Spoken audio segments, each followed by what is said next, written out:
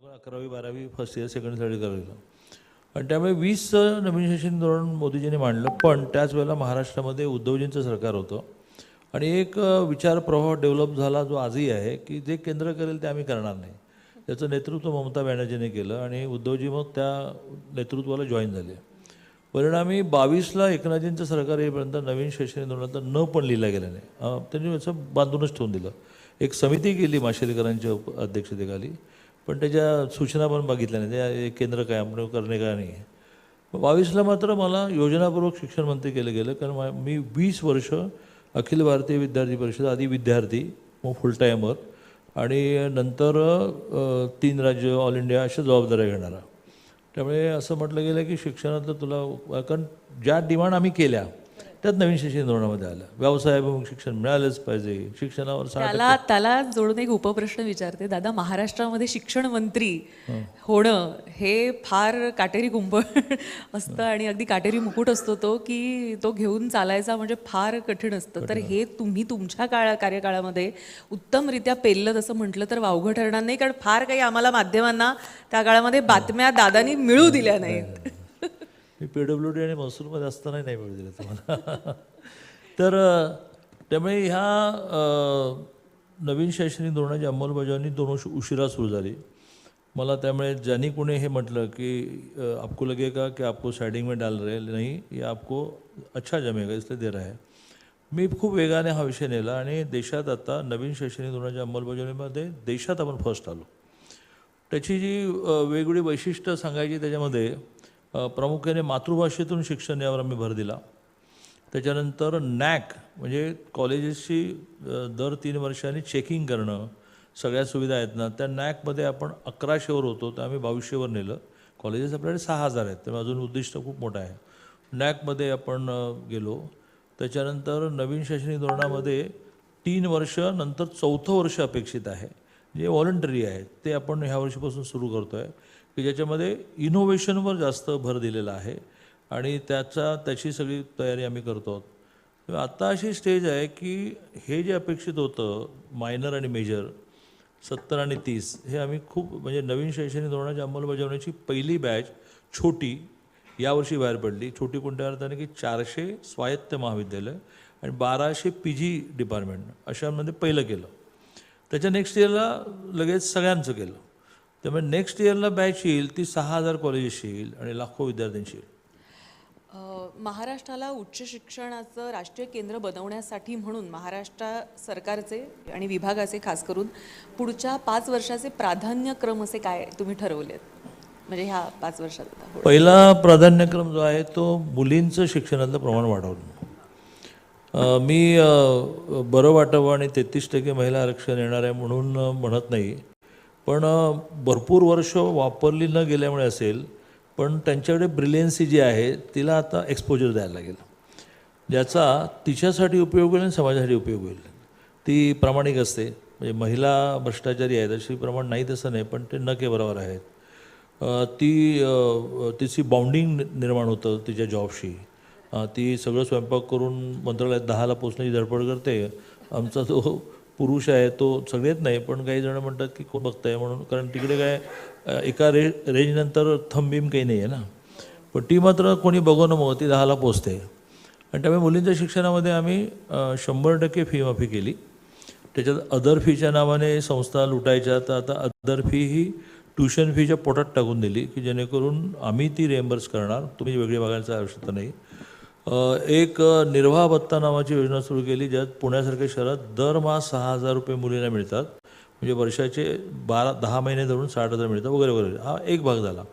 दुसरा जो भाग आहे तो विदेशामध्ये जाण्याचं प्रमाण फार आहे, क्रेज पण आहे आणि थोडं पुढचं ज्ञान मिळतं, तर ती इथे आणणं. नवी मुंबईमध्ये 250 एकर जागा आपण दिली आणि त्या 250 एकर जागामध्ये खूप सुंदर कॅम्पस डेव्हलप होत आहे, की ज्याच्यामध्ये जगातल्या पहिल्या 50 विद्यापीठांमधले 10 आले, की ज्याच्यामध्ये जवळजवळ विदेशात जाऊन शिकण्याचा जो आनंद आहे तो सोडला तर बाकी सगळं मिळणार. तोच अभ्यासक्रम, तेच फॅकल्टी तिकडून येणार, किंवा इथे त्या लेवलचे घेणार, तीच परीक्षा पद्धती, तोच रिझल्ट आणि त्याच विद्यापीठाची डिग्री डिप्लोमा, हे आता आपण सुरू करतो. तर अशा खूप गोष्टी आगामी काळात आहेत. पण आता ह्या सगळ्याचा फलसफा म्हणून जे आपण म्हणतो ते म्हणजे अर्थात नोकरी किंवा उद्योगांना सुसज्ज उद्योगांना त्याची मदत होईल किंवा जो अभ्यास आपण करतोय त्याचा खरंच फायदा आपल्या प्रॅक्टिकल कामामध्ये आपल्याला यावं यासाठी म्हणून काही अद्ययावत आणि काही ठोस निर्णय आपण घेतलेत. कारण बऱ्याचदा आपण बघतो की आपली जी जुनी शिक्षण पद्धती आहे त्याच्यामध्ये आपण शिकतोय आणि प्रॅक्टिकल लाईफमध्ये आपण वेगळ्याच गोष्टी वर अधिक प्राधान्य द्यावं लागतं. तर हे बदलण्यासाठी म्हणून काय करता येतं? आर्ट्स सायन्स कॉमर्स सहित सगळ्यांना शेवटच्या वर्षाला का होईना कुठे ना कुठेतरी प्रॅक्टिकल ट्रेनिंगला जावंच लागेल, त्याशिवाय त्याला डिग्री मिळणार नाही. It's compulsion. मग ती कॉलेजची जबाबदारी आहे की त्यांना प्रॅक्टिकल नॉलेजसाठी अगदी समजा चंदगडसारख्या शहरातलं कॉलेज असेल तर त्यांनी पण तिथली ग्रामपंचायत, तिथली पंचायत समिती, तिथली एखादी पतसंस्था म्हणजे समजा कॉमर्सचा आहे तर त्या चंदगडने तिथल्या सीएंकडे त्याला प्रॅक्टिकल नॉलेजसाठी पाठवायचं, तिथल्या शेअर ब्रोकरकडे पाठवायचं, तिथल्या कंपनी सेक्रेटरीकडे पाठवायचं. आणि पॉलिटेक्निक इंजिनिअरिंगसाठी तर 6 महिने हे शेवटचे कंपल्शन केलं आहे की त्यांनी कुठल्या ना कुठल्या इंडस्ट्री टायप झाला. काल परवाकडे GR काढला आम्ही की ज्यातून इंडस्ट्रीला अशा प्रकारे आपल्या क्षमतेप्रमाणे 100-200 जण घेणं कंपल्शन केलं. पगार द्यायचे की नाही ठरवा, पण तुम्ही त्यांना ट्रेनिंग दिलं पाहिजे. प्राध्यापकांना आग्रह धरला की तुम्ही पण इंडस्ट्रीमध्ये गेलं पाहिजे, तर तुम्हाला तुमच्या काळात जे शिकले तेच नोट्स घेऊन तुम्ही शिकवता. तर किती ॲडव्हान्स मशीन्स आलेले आहेत ते तुम्ही माहिती करून घ्या. प्राध्यापकांच्या ट्रेनिंगची पुण्यामध्ये एक अप्रतिम व्यवस्था उभी केली MSIBDC म्हणून, की ज्याच्यामध्ये आम्ही खूप मोठ्या संख्येने त्या प्राध्यापकांच्या ट्रेनिंगला कंपल्शन केलं. त्यांचं जे प्रमोशन असतं कॅस त्याच्यामध्ये ते जोडलं. म्हणजे प्राध्यापक प्रशिक्षित झाला पाहिजे, विद्यार्थी प्रत्यक्ष फील्डमध्ये गेला पाहिजे असा आग्रह आपण धरतो आहे. त्यामुळे बहुधा पॉलिटेक्निक इंजिनिअरिंगच्या विद्यार्थ्यांना ते जे 6 महिने इंडस्ट्री जावं लागेल, 10-20% मुलांना तर इंडस्ट्री उचलणार, कारण त्यांना बाकी काही नको आहे, एक्सपिरियन्स माणूस हवा आहे. तर त्यांचे डोळे खूप शार्प असतात, म्हणजे हे पोरगा चांगला आहे, याला आपण कंटिन्यू करू. बरं, नवीन शैक्षणिक धोरणाबद्दल आपण बोलतोय तर या धोरणाच्या अंमलबजावणीमध्ये देशामध्ये महाराष्ट्र क्रमांक 1 वर तुमच्या काळात गेलेले आणि खरंच ही अतिशय स्तुत्य अशी बाब आहे मला असं वाटतं. आणि दादानी यासाठी विशेष मेहनत घेतलेली आहे. तर क्रमांक 1 पर्यंत महाराष्ट्राला घेऊन जाण्यासाठी म्हणून असे काय एफर्ट्स दादा घ्यावे लागले विशेष? सगळ्यात महत्त्वाचं म्हणजे नवीन काही आपल्याकडे नकोच असतं आणि ते एक अतिशय फर्मली रेटायचं असतं. म्हणजे मातृभाषेत शिक्षण या विषयामध्ये मातृभाषेत म्हणजे मराठीत पुस्तकं तयार करणं याचा कंटाळा होता. मग आम्ही AICTEची मदत घेतली, इथे अनेकांना आग्रह धरला आणि पॉलिटेक्निक इंजिनिअरिंगची सगळी पुस्तकं आम्ही आता मराठीत आणली.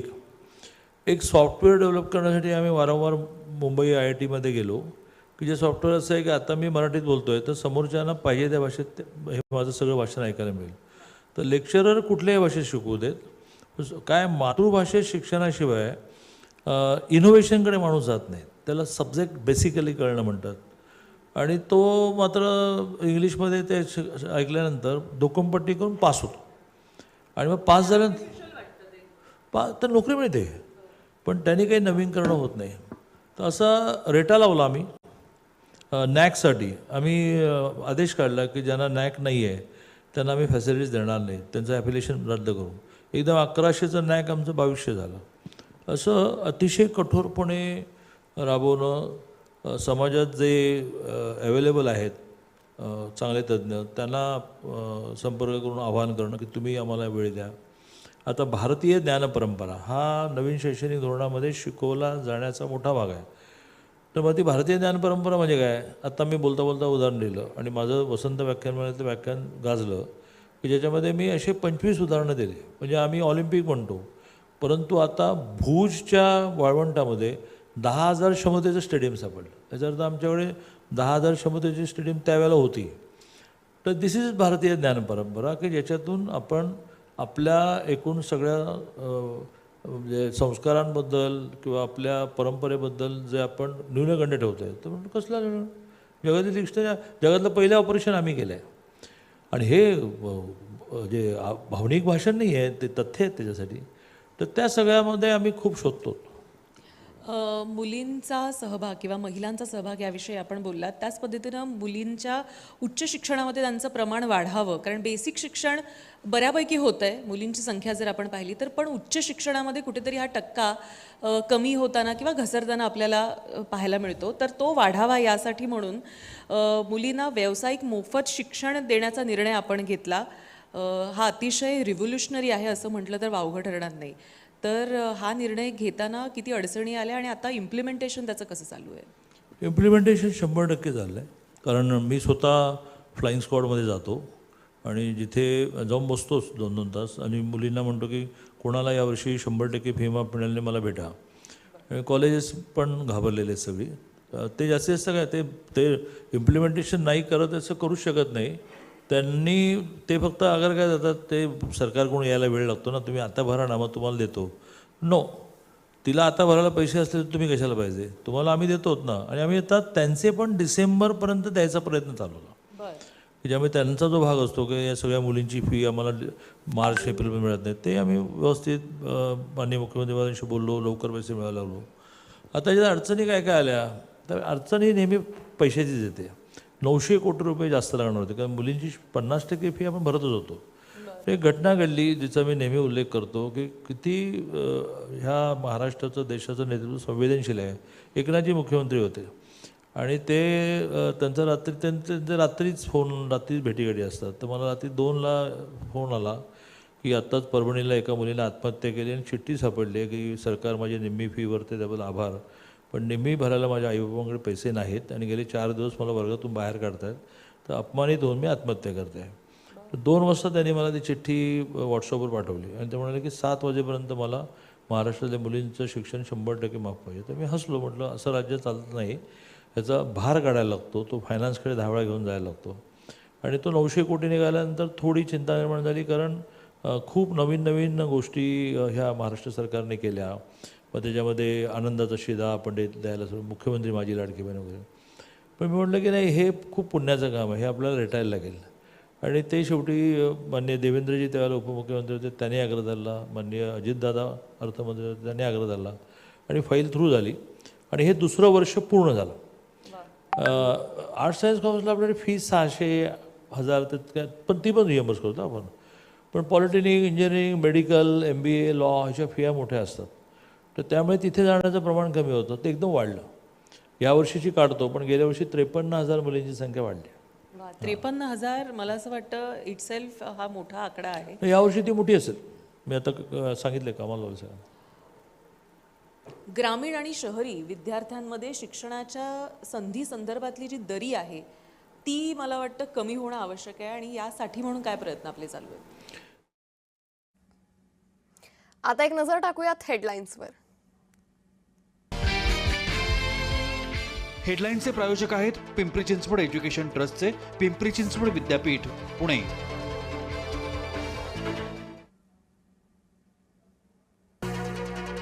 वसई विरार नालासोपाऱ्यातील रस्ते जलमय, जोरदार पावसामुळे अनेक ठिकाणी गुडघावर पाणी, महापालिकेचा नालेसफाईचा दावा फोल.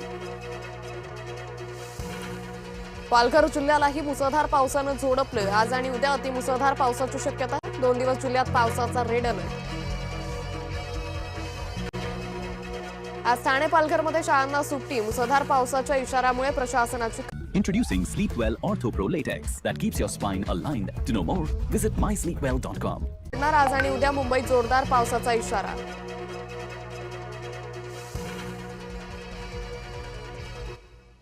इन्सेंटिव्ह देऊन ग्रामीण भागात नेता येईल का?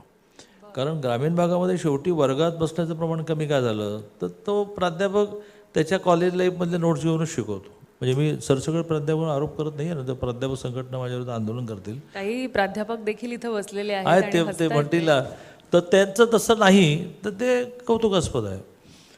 पण त्यांना त्या छोट्या शहरात राहून त्यांच्यावर तरी गाजो आहे, त्यांना छोट्या शहरात राहून त्यांनाही एक्सपोजर कमी आहे. तर अशा काही मुंबईच्या रुईया कॉलेज आहे, म्हणजे रुईया कॉलेजमध्ये शिकणं, म्हणजे रुईयाचा मी ब्रँड ॲम्बॅसेडर नाही आहे, पण NSSचं युनिट चांगलं, NCCचं युनिट चांगलं, आणि 4-5 वर्ष कॉलेज लाईफ नावाचा एक खूप आनंद मिळतो. ते प्राध्यापक समजा पार आमच्या डीपीचं नाव नाही घेतलं, हां डीपीचं नाव नाही घेतलं, सॉरी डीपीचं नाव नाही घेतलं, म्हटलं तिथलं हॉटेल ते फार फेमस आहे. म्हणजे मला हां हां वाटतं बरेच डीपी जण DP DP DP DP DP DP तू युआर मुंबई हां पार्ले रुपारेल नाही रुपारेलचा SK मी रुपारेलची आहे तुम्ही त्यामुळे रुपारेल असाल तर मध्ये विद्यार्थी परिषद कार्यालय आणि पलीकडे SK श्रीकृष्ण अर्धा कप चहा पीत तासन तास बसायचं आणि मग रुईयाकडे डीपी. डीपीच्या आठवणींवर सुद्धा आपण बोलूच. पण आता तुर्तास मी थोडंसं पुढल्या प्रश्नाकडे जाते की परदेशामध्ये शिक्षण घेण्यासाठी म्हणून आपल्या लोकांची रीग आहे. आणि आता तर तुम्हाला कल्पनाच आहे, मोदीजींनी सांगितलंय की परदेश गमन जरा कमी करा. तर विद्यार्थ्यांचं सुद्धा परदेश गमन करण्यावर आक्षेप नाही आहे आमचा, मात्र त्याच धर्तीचं किंवा त्या ग्रेडचं शिक्षण हे महाराष्ट्रामध्ये निर्मित होण्यासाठी म्हणून आपण सरकार म्हणून काय एफर्ट्स घेतोय? केंद्र सरकार दरवर्षी PM उषा नावाने एक खूप मोठी अमाऊंट देते, ज्याच्यामध्ये सिलेक्शन झालेल्या कॉलेजेसना मेरिटवर सिलेक्शन होतं. 5-5 कोटी रुपये मिळतात. युनिव्हर्सिटीना 100 मिळतात. गेल्या वर्षी आम्हाला 850 कोटी रुपये मिळाले. याच्यातून आग्रह हाच आहे की तुम्ही इमारती करत बसू नका. तुम्ही काही करून मुलांमधली संशोधन वृत्ती वाढवा. शोध आपल्या देशात जास्त लागले पाहिजेत, पेटंट आपल्याला जास्त मिळाले पाहिजेत, तर आपण श्रीमंत होणार. तो व्यक्ती पण श्रीमंत होईल का रॉयल्टी मिळते, रॉयल्टीवर टॅक्स बसला की ते श्रीमंत होईल. आणि मग काही तुमचे शोध हे माणसाला उपयोगी पडणार आहे. जसं वॅक्सिन आहे. आता पुनावाल्यांनी कॅन्सरचं महिलांना कॅन्सर होऊ नये म्हणून वॅक्सिन शोधलं, तर त्यांना रॉयल्टी मिळणार की नाही मिळणार, कारण सगळ्या जगाने ॲक्सेप्ट केलं. मग त्यांच्या रॉयल्टीवर टॅक्स मिळणार की मिळणार, पण महिला सुरक्षित झाल्या. अशा संशोधनाकडे आपल्या देशाचा भर वाढणं. किंवा आता ब्रेस्ट कॅन्सरचं टेस्ट हे आधी मेमोग्राफी होती, तिच्यात पण रेडिएशन आहे. तर त्याच्याऐवजी एक नवीन रिंग डेव्हलप झाली, रिंग टाईप, की जी तिचं त्याने तिच्या ब्रेस्टवरून फिरवून इन्फेक्शन आहे की नाही स्क्रीनवर येतं. आता हे जगाने ॲक्सेप्ट केलं, याला पेटंट मिळालं, त्याला रॉयल्टी मिळणार, सरकारला टॅक्सेस मिळणार. पण ती स्त्री मेमोग्राफीला जायला घाबरायची, त्याच्याऐवजी तिच्या ड्रॉवरमध्येच इन्फेक्शन चेक करणारं मशीन आलं. या लाईन्सवर पैसे आपण देतो की तुम्ही संशोधन करा, आम्ही तुम्हाला पैसे द्यायला तयार आहोत. पॉलिटेक्निक इंजिनिअरिंगमध्ये तर प्रत्येक पॉलिटेक्निक इंजिनिअरिंगमध्ये इनोव्हेशन सेंटर सुरू होईल. आता 10 पॉलिटेक्निकमध्ये झालं. आता आम्ही CM उषा, आम्ही देवेंद्रला कन्व्हिन्स केलं की आम्हाला तुमच्या नावाने योजना करायची. CM उषा नावाने आता विजेट पण सुरुवात करू. CM हुशार आहेत याबद्दल CM हुशार आहेत. कोणाच्या मनात शंका नाहीये. CM आणि हेच तुम्ही हेरलंय का? CM हुशार आहेत, त्यांची हुशारी जरा सगळ्यांना ट्रान्सफर व्हावी असाही आमचा प्रयत्न आहे. पण ते राजकारणात जसे हुशार आहेत तसे ते विकासात प्रचंड हुशार आहेत. महाराष्ट्र किंवा ते एखादा कायदा करण्यात भयंकर हुशार आहेत. मराठा आरक्षणाच्या कायद्याच्या वेळेला मी साक्षी आहे, एक फुलस्टॉप आणि कॉमा हे त्यांनी चेक केलेलं आहे. तर त्यांना आम्ही म्हटलं की तुमच्या नावाने एक स्कॉलरशिप सुरू करू. आणि बहुधा पहिला आम्ही व्हिजिट यायला देऊ आणि व्हिजिट यायला सगळ्या लॅब बीब सगळं ओके करून घेऊ. त्यामुळे संपूर्ण जग ॲट्रॅक्ट होण्यासाठी अविकसित देशांमधल्या विद्यार्थ्यांना इथे आणण्यासाठी आम्ही एक एजन्सी अपॉइंट केली. वर्षी बहुतेक 4300 विद्यार्थी आम्हाला मिळाले. त्यांना आम्ही अट्रॅक्ट करतो आहे की तुम्ही या, आम्ही तुम्हाला हॉस्टेल फॅसिलिटी देऊ वगैरे वगैरे. पण दुसऱ्या बाजूने जगातली अनेक देशांमधली कॉलेजेस आणि हॉस्टेल रिकामी पडली आहेत. त्यांची ऑफर आहे आपल्याला की आम्ही तुमच्या मुलांना मोफत शिकू, कारण आमचं इन्फ्रास्ट्रक्चर तयार आहे. जपानमधून आता ऑफर आहे की 1000 विद्यार्थ्यांना तुमच्या आम्ही मोफत शिकवतो, पाठवा. कारण त्यांनी मोठमोठ्या इमारती उभ्या करून ठेवल्या आणि आता म्हटल्यामुळे पॉप्युलेशन एकदम डाऊन जायला चाललं. त्यामुळे त्यांच्या रोजगारांना माणसं नाहीत. त्यांचा हेतू आहे की मग ही मुलं त्यांना मिळतील. त्यामुळे खरं म्हणजे भारताला एक मोठी संधी मिळालेली आहे की तुम्हाला चांगल्या अर्थाने जग कॅप्चर करणं हे ग्रॅबिंग ह्या अर्थाने नाही, पण जगावर नेतृत्व करण्याची मोठी संधी मिळालेली आहे. CM हुशार या योजनेच्या माध्यमातून कुठेतरी ती CM उषा आहे, CM हुशार नाही आहे. नाही, पण म्हणजे कुठेतरी आता थोडासा पॉलिटिकल प्रश्न येणं स्वाभाविक आहे, कारण सहयोगी पक्षांना देखील तुम्हाला काही मेसेज द्यायचा आहे का या निमित्तानं? नाही, मी सहयोगी पक्षांना मेसेज देत नाही. हे प्रूव्ह झालं की महाराष्ट्रामध्ये पवारांच्या बाबतीत आपण म्हणू की त्यांनी 50 वर्ष महाराष्ट्रावर राज्य केलं. पण त्यानंतर कोण असा प्रश्न वारंवार यायचा. तर त्यानंतर खरं म्हणजे देवेंद्रजी आणि ते बहुधा 2 पावलं त्यांच्या पुढेच आहेत. त्यांनी समजा राजकारण केलं असेल त्याचं एक स्वरूप वेगळं होतं. देवेंद्रचं राजकारण हे तरुणांना राजकारणात आणणं, त्यांना प्रशिक्षित करणं, त्यांना वाव देणं, त्यांची विजन वाढवणं. मंत्र्यांची शाळा घेत नाहीत पण त्याला म्हणतात की अरे कमाल करतो तू जरा अभ्यासपूर्ण बोलत जा. काल संध्याकाळी मला ते म्हणाले की कोण मंत्री आम्ही 2-2 तासाचे स्लॉट केले की त्यात तो 2 तास त्यांनी बसायचा. तर कोण दांड्या मारतात मला यादी दे म्हणे. तर मी म्हटलं नको देवेंद्र जाऊ दे. हे वर्ग कोण घेते? मी प्रमुख आहे ना, आय एम मॉनिटर. संसदीय कामकाज मंत्री म्हणतात त्याला, पार्लमेंटरी अफेअर्स, त्याला आय एम इन्चार्ज. तर मला ते अलॉटमेंट असते आणि सगळं नीट चाललं आहे ना, लक्षवेधी आली आणि मिनिस्टर हजर नाही मग तो सदस्य रागावतो वगैरे. तर काल संध्याकाळी एका गर्दीमध्ये सचिन अय्यर यांच्या कार्यालयामध्ये ते बुके द्यायला आले. मी एका ब्रिफिंगसाठी गेलो. ते म्हणाले ते ब्रिफिंगवर ठीक आहे सगळे उपस्थित राहत नाहीत असं मला कळलं, मला यादी दे. मी म्हणे नको त्याला नको का, तू म्हणे उगाचच लोकांवर प्रेम करतो. मला सोमवार आता एक शेवटचा आठवडा राहिला ना, तर सगळ्यांना दटावायचं आहे की कोणी ॲबसेंट राहायचं नाही. पण ह्यावेळी तुमचे चॉकलेट्स लोकांनी मिस केले दादा. तर खूप देतोय मी. मी पुष्पगुच्छ देतच नाही, मी चॉकलेट देतो.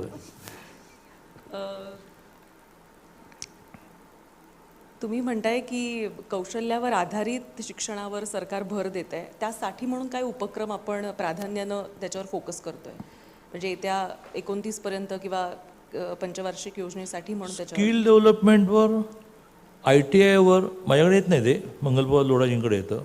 पण सगळं म्हणून शिक्षण आहे ना. मेडिकल एज्युकेशन हसन मुश्रीफांकडे आहे, शालेय शिक्षण दादा भुसेंकडे आहे, स्किल डेव्हलपमेंट आमच्या मंगलपाल लोढांकडे आहे, हायर एज्युकेशन माझ्याकडे आहे.